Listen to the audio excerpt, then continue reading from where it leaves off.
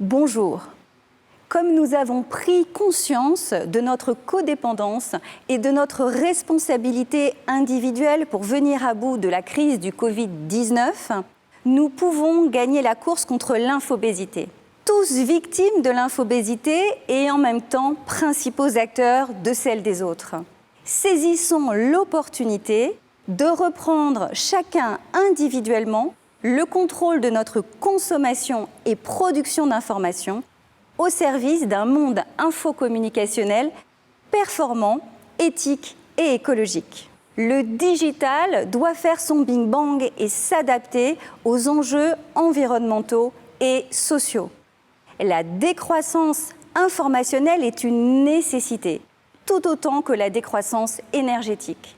L'inforesponsabilité est une communication responsable, en conscience, qui prend en considération les dommages qu'elle peut causer. Elle engage ceux qui l'utilisent.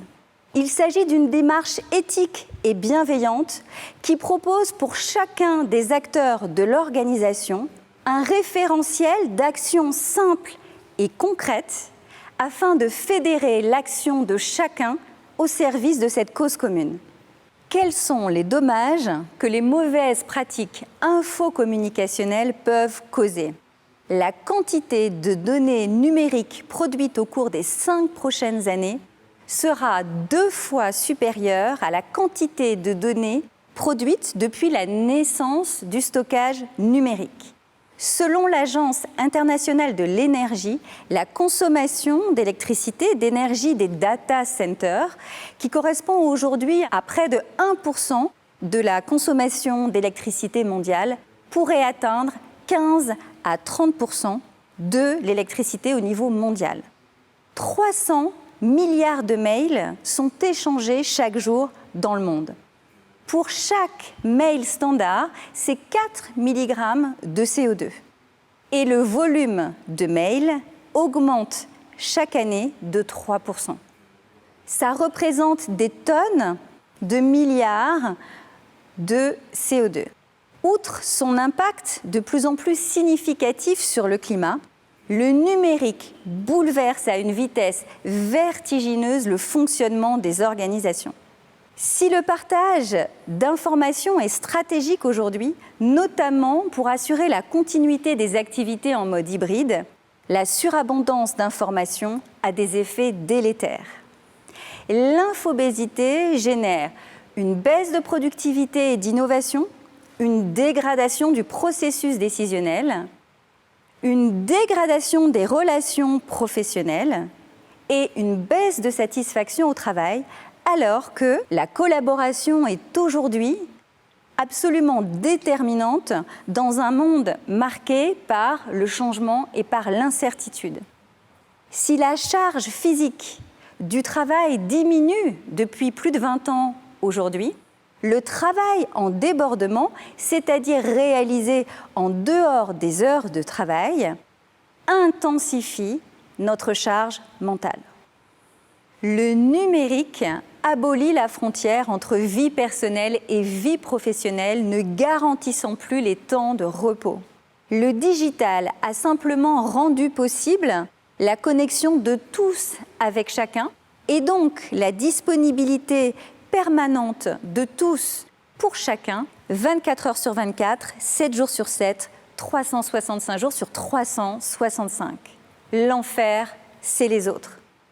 En France, 8 salariés sur 10 déclarent que l'hyperconnexion est négative et qu'elle génère de l'anxiété. 8 personnes sur 10 disent se connecter pendant leurs loisirs. 5 sur 10 disent être contactés en dehors des heures de travail.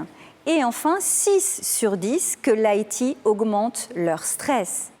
Ces chiffres sont plus élevés chez les cadres, qui sont les premiers à souffrir de l'infobésité. C'est le fameux lundi manche de la crise sanitaire cité par Emmanuel Macron pendant le premier confinement. Dans les pays anglo-saxons, c'est le fameux Atawad, Always on, anything, anywhere, anytime, any device. Il n'y a plus de limite au travail, il n'y a plus que notre limite physique. et nous vivons désormais dans un conflit de critères permanent. Je suis au restaurant avec des amis, mais dois-je tout de même consulter mes notifications professionnelles?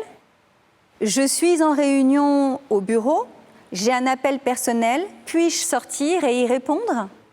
Le télétravail qui s'est généralisé pendant la crise sanitaire renforce l'hyperconnexion et a aboli de fait le droit à la déconnexion.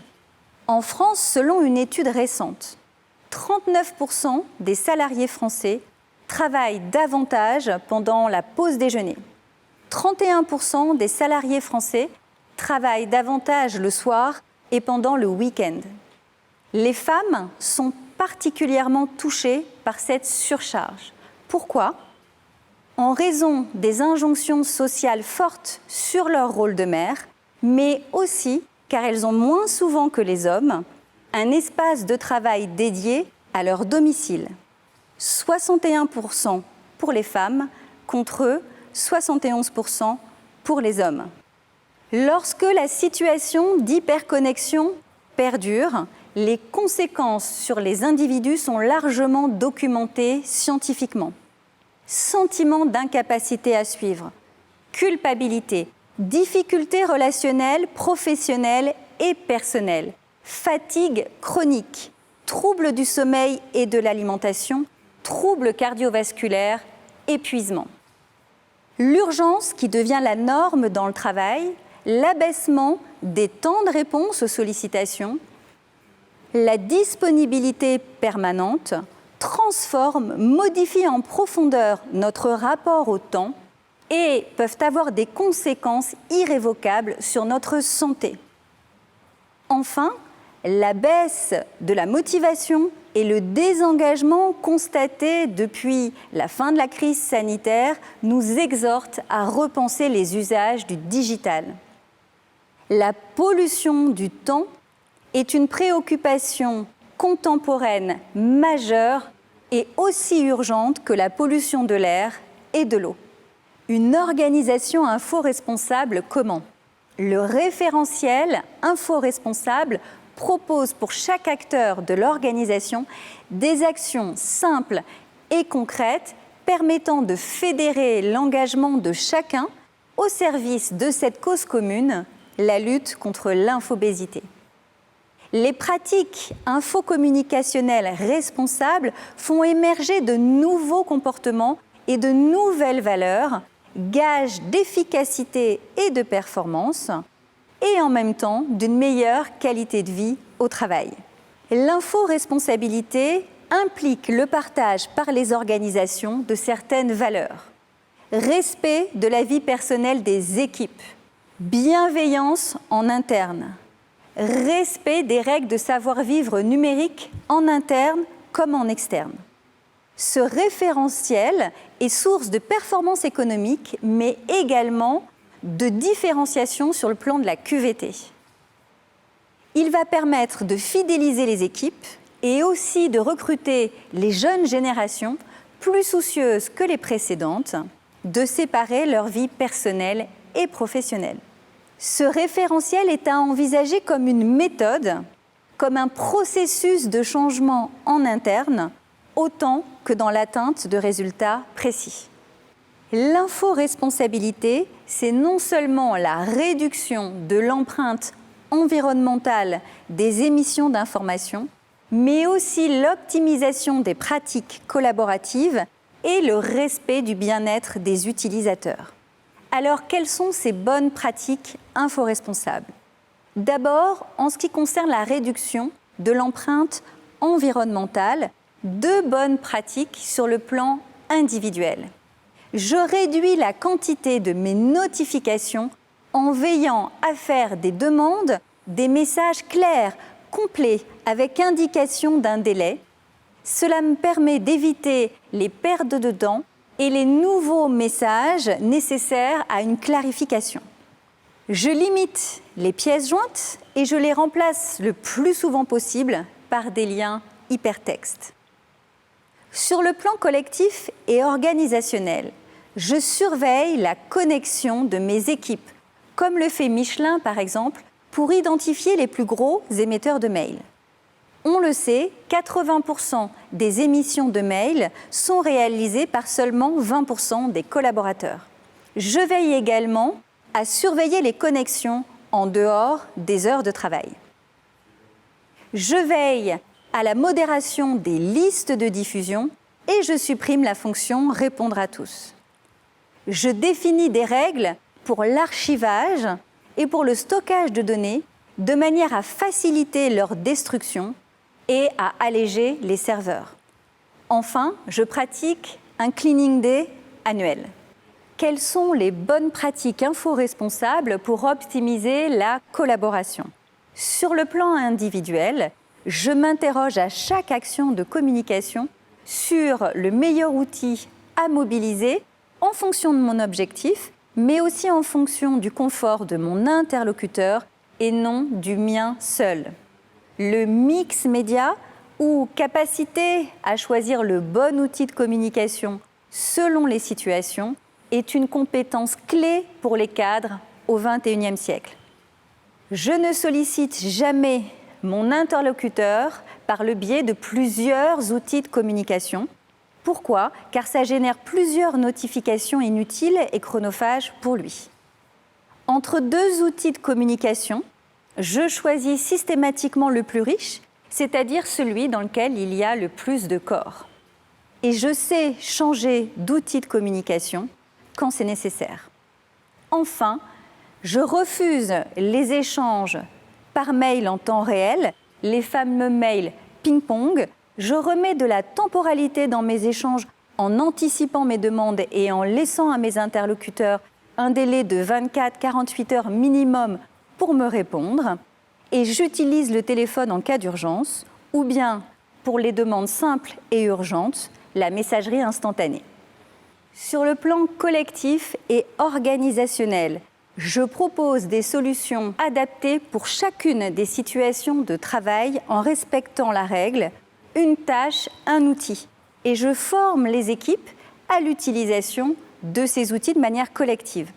Chaque nouvel arrivant doit être formé sur les mêmes outils afin de permettre la cohérence des outils en interne. Je favorise les échanges directs et la fluidité de la communication au sein de mon équipe en maintenant les réunions de service hebdomadaires.